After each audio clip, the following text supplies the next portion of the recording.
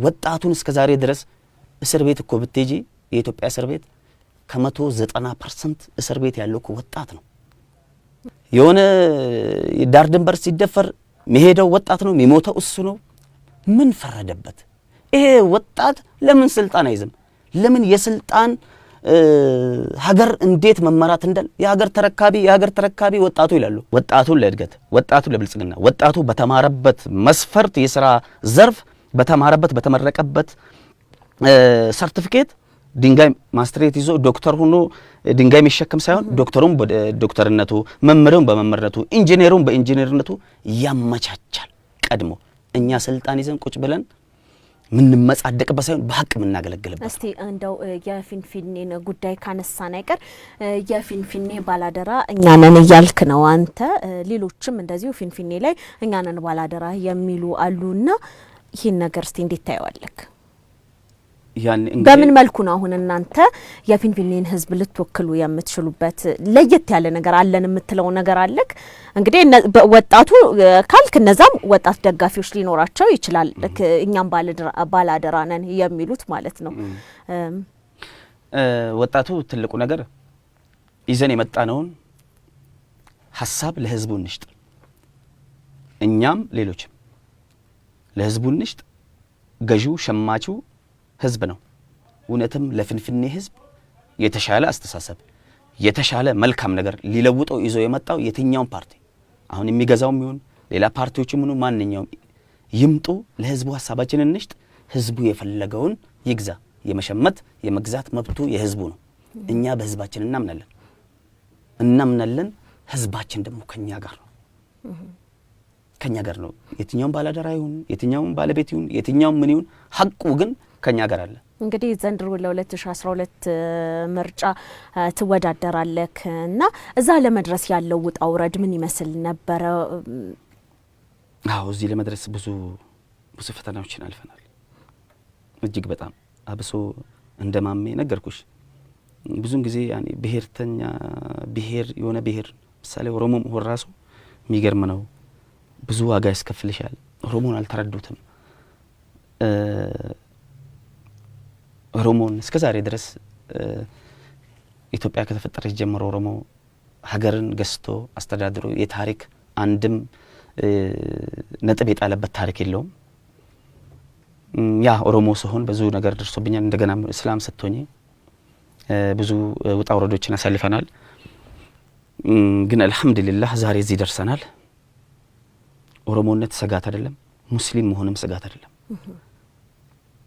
የሰርግ አዳራሽ ተከራይቶ እኮ እኛ ባላደራ ነን ብሎ ዝም ብሎ 10-20 ሰው ሆኖ እኛ ባላደራ ነን ሲሉ እኛ ደግሞ ትክክለኛ የፊንፊኔ ባላደራ ነን ብለን ስንወጣ የሙስሊምም የኦሮሞም ስም ይዘን ወጣን። ከኦሮሞና ከሙስሊሙ ይልቅ ሌላው ብሔረሰብና ሌላው እምነት ተከታይ ነው እኛን ይወደዳል፣ ያቀፈን የደገፈን። ለምን ሐቅ ይዘን መተናል። እና ስለዚህ ብዙ ነገሮችን አሳልፈናል። ኢንሻአላህ ሲሳካልን ቃል የገባነውን ነገር እናረጋግጣለን ለህዝባችን። የሚቀጥለው ሀገራዊ ምርጫን ለማካሄድስ ምን ያህል ዝግጁ ናችሁ? አሁን ብዙ ነገር ይደረጋል እንግዲህ ምርጫ ማለት ቀላል አይደለምና ምን ያህል ዝግጁ ናችሁ በዚህ ምርጫ ለመወዳደር? እንግዲህ ብዙን ጊዜ ሚዲያዎች ብዙን ጊዜ ሰዎች ላይ ያውቁን ይችላሉ፣ ግን አብዛኛው ሰው ሶሻል ሚዲያ ላይ ያቀናል። ዛሬ እንግዲህ ለረጅም አመታት ውጣ ወረድን ያለፈን ወጣቱን ብቻ ይዘን ስንመጣ አዲስ ነገር ይዘን ስንመጣ ደግሞ ተቀባይነት አያገኙም። ለምን? እነሱ እንደምናሸንፍ ስለምናቅ ወደ ታች ሲጫኑን ከአስተሳሰባችን ኢግኖር ሲያደርጉ እኛን ሲያገሉ እንደምንም ውጣ ወረድ ዋጋ ከፍለን እዚህ ደርሰናል። ስለዚህ የፊንፊኔ ህዝብ በአጠቃላይ ማለት ነው በአጠቃላይ ከየትኛውም ብሔር ከየትኛውም ሃይማኖት ሐቅ ያለከ እስከዛሬ ድረስ መሪያት ተጎርታል። መሪ ነው ያጣው፣ ሌላ ምንም ነገር ያጣው ነገር የለም። ሁሉም ነገር አለከ። መልካም አስተሳሰብ፣ ሀገር ወዳድነት፣ ብሩህ ተስፋ ያለ ህዝብ ነህ። ተስፋህን፣ አስተሳሰብህን፣ መልካም እይታህን እንድናሳካልክ ከጎናችን እንድትሆን የትኛውም ፊንፊኔና የፊንፊኔ አካባቢ የምትገኙ ነዋሪዎች ተሰባስባችሁ ተደራጅታችሁ ጥሪ ካቀረባችሁልን እንመጣለን።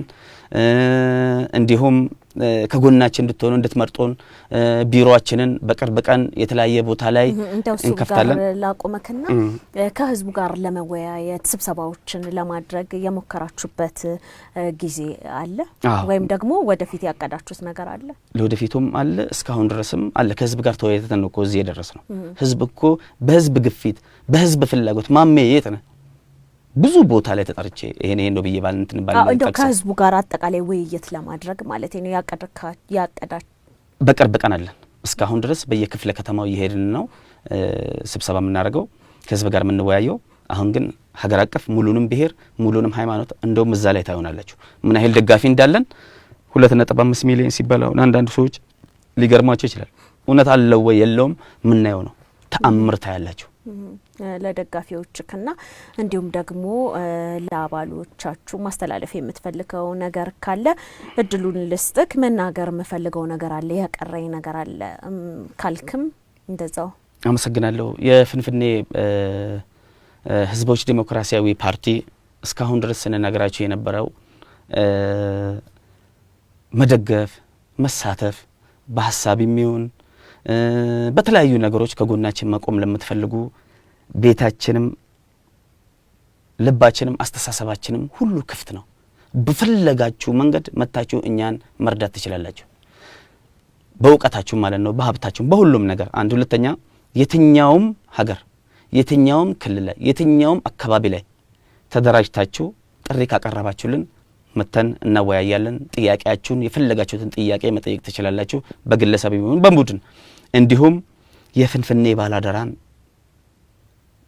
ይሄ ነገር ለሸገር ህዝብ ክስተት ነው፣ ተአምር ነው። እመኑኝ ተአምር ነው። እኛ እንድትመርጡ እንትን እንድትሉን አይደለም። ይሄን ክስተት ይሄን ተአምር ተጠቀሙበት። የፍንፍኔ ባላደራ የምርጫ ምልክታችን ጩሉሌ ነው። ጩሉሌ ምረጡ፣ ፍንፍኔ ላይ ውጤታማ አድርጉን። እመኑን። እንደውም እስከ ዛሬ ድረስ የትኛውም መሪ የትኛውም የክልላዊ አስተዳደር በምርጫ አልመጣም። እንደውም በምርጫ እንደው ተአምር ለማየት እንደው አዲስ ነገር ራሱ ለማየት እስኪ የፍንፍኔ ባላደራን ጩሉሌ ምልክትን ምረጡን እዩ። አናሳፍራችሁ ነው የምለው። አመሰግናለሁ። እጅግ በጣም አመሰግናለሁ። እንግዲህ ማሜ ጥሪን አክብረህ ከዚህ ድረስ በመምጣትክ በአድማጭ ተመልካቾቼ ስም እጅግ በጣም አመሰግናለሁ። የተከበራችሁ የኦሮሚያ ሚዲያ ኔትወርክ አድማጭ ተመልካቾቻችን ፕሮግራማችን እንደተከታተላችሁት ነበር። ቀሪ የኦሮሚያ ሚዲያ ኔትወርክ ዝግጅቶቻችን እንደቀጠሉ ናቸው። ጥሩ ጊዜ ይሆንላችሁ።